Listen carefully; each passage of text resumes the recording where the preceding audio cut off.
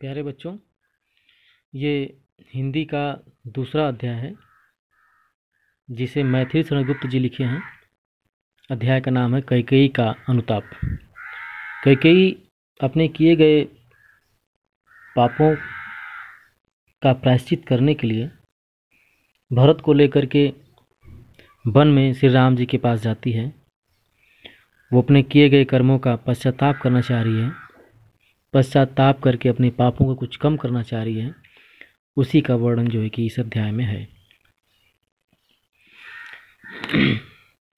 शुरुआत हुआ, तदंतर बैठी सभा उटज के आगे, नीले वितान के तले दीप बहु जागे।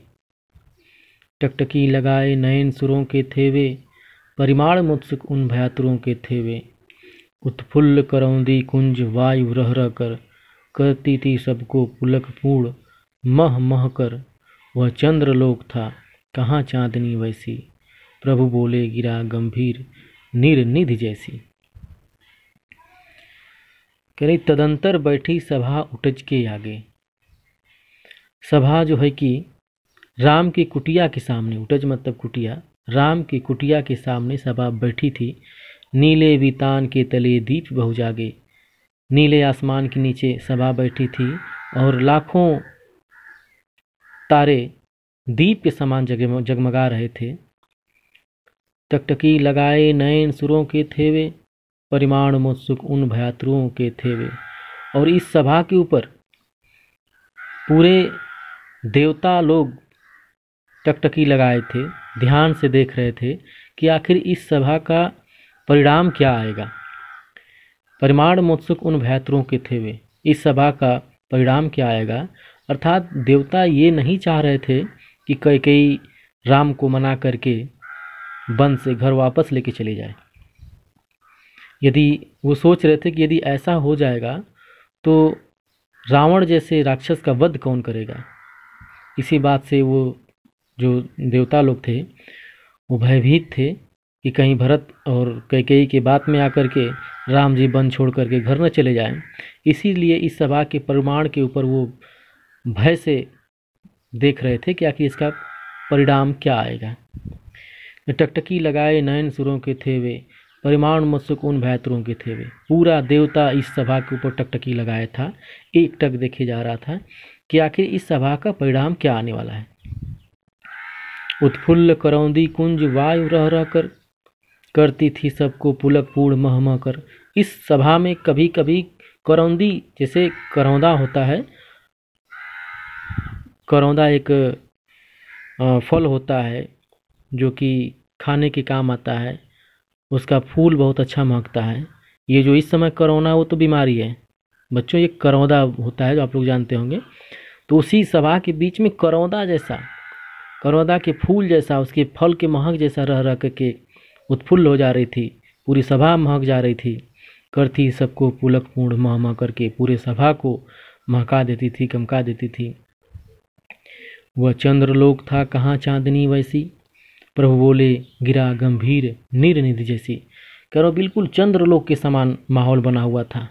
और वैसी चांदनी चंद्रलोक में ही होती है, वैसी चांदनी धरती पे और कहीं नहीं। वो बिल्कुल चंद्रलोक के समान था। और इन्हीं सब माहौल के बीच, इसी सभा के बीच प्रभु बोले गिरा गंभीर निरनिधि जैसी। प्रभु राम, श्री राम जी समुद्र के समान गंभीर मुद्रा में, गंभीर स्वर में बोले। क्या बोले राम जी? कहा, हे भरत कहो अब सिप्त अपना, सब सजग हो गए भंग हुआ ज्यों सपना।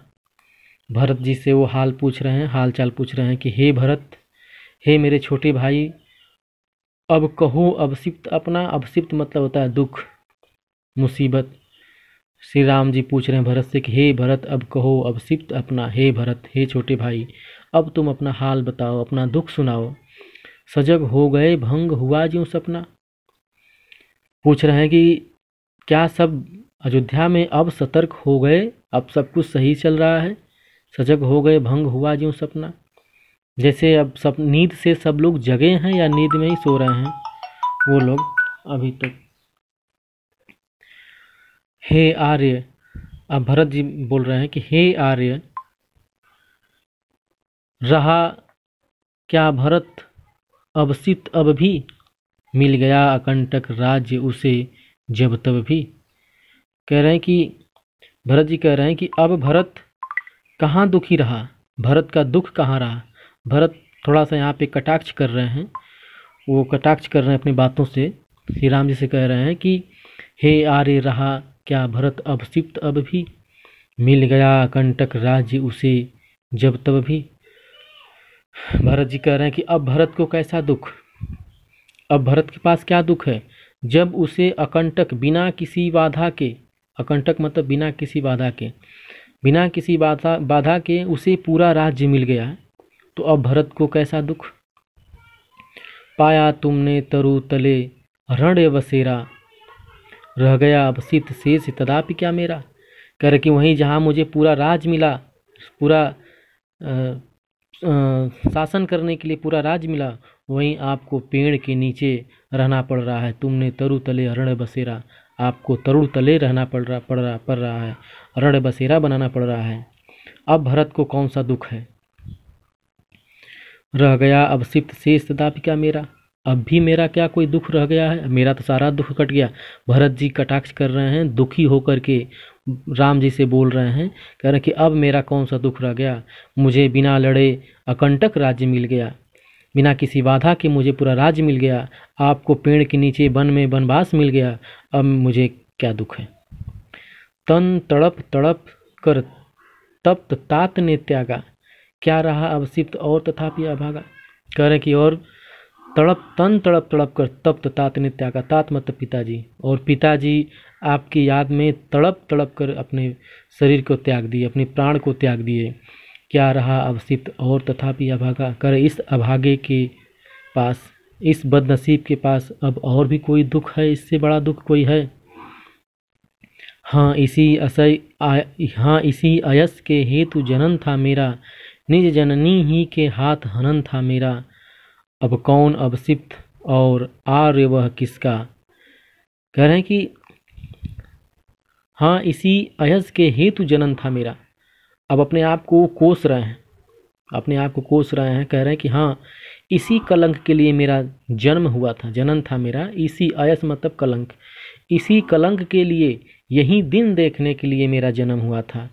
निज जननी ही के हाथ हनन था मेरा, और ये सब करने वाला कोई और नहीं बल्कि अपनी मेरी माता थी, अपनी मेरी माता के हाथ ही मेरा हनन था, मेरी बर्बादी थी। हनन मतलब बर्बादी, नुकसान मेरा। अब कौन अबसिप्त और आर्य वह किसका, संसार नष्ट है भ्रष्ट हुआ घर जिसका। कह रहे हैं कि अब कौन अबसिप्त, अब कौन दुखी है, और आर्य वह किसका, और वो किसका अब आर्य रह गया। संसार नष्ट है भ्रष्ट हुआ घर जिसका, कह जिसका घर ही भ्रष्ट हो, जब खुद ही हम विक्षिप्त हो गए, मेरा हनन हो गया, मेरा घर का नाश हो गया, तो अब फिर संसार उसके लिए नष्ट है, संसार उसके लिए किसी काम का नहीं है। जिसका घर ही भ्रष्ट हो गया हो, जिसकी खुद की माता ने ही ये सब कुछ रचा हो, और मैं खुद सब कुछ किया हूँ, तो मेरे लिए संसार अब नष्ट हो गया। मुझसे मैंने ही आज स्वयं मुँह फेरा, हे आर्य बता दो तुम ही अबसिप्त मेरा। भरत जी कह रहे हैं, अपने आप से कोस रहे हैं, पश्चाताप कर रहे हैं कि मुझसे मैंने आज स्वयं मुँह फेरा। भरत जी कह रहे हैं मैं तो आज अपने ही नज़रों में गिर गया, आज मैं अपने ही नज़रों में गिर गया, मैं अपने आप से ही मुँह फेर लिया। हे आर्य बता दो तुम ही अबसिप्त मेरा। कह रहे कि हे प्रभु, हे बड़े भ्राता, अब आप ही मेरा अबसिप्त, मेरा दुख, मेरा दोष बता दीजिए। अब इतना सब भरत के द्वारा बोली गई बात को सुन करके राम जी क्या किए, प्रभु ने भाई को पकड़ हृदय भर खींचा, रोदन जल से सविनोद उन्हें फिर सींचा। इतना सब सुनने के बाद श्री राम जी का हृदय पिघल गया, और भरत को गले लगा करके वो रोने लगे। रोदन जल से सविनोद उन्हें फिर सींचा, आंसुओं की धार से उनके शरीर को भिगो दिए। इतना उन्होंने रोया। उसके आशय की था मिलेगी जिस किसको, जन कर जननी ही जान पाई जिसको।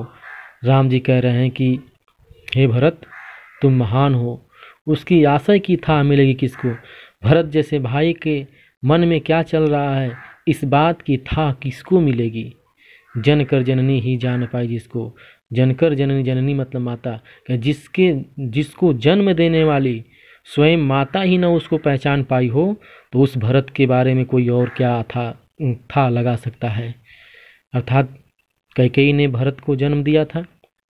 जब कैकेयी ही भरत के विचार को नहीं समझ पाई, राम जी को वनवास और भरत को गद्दी मांग बैठी थी, भरत ने उस गद्दी को ठुकरा करके खड़ाऊ रख करके राम जी का इंतजार करने लगे, तो वहीं राम जी कह रहे हैं कि उसके आशय की था मिलेगी किसको, भरत का विशाल हृदय का था किसको मिलेगा, जन कर जननी ही जान पाई जिसको। जब जन्म देने वाली जननी अर्थात माता कैकेयी ही न भरत को समझ पाई हो, तो और कोई भरत को क्या समझ पाएगा।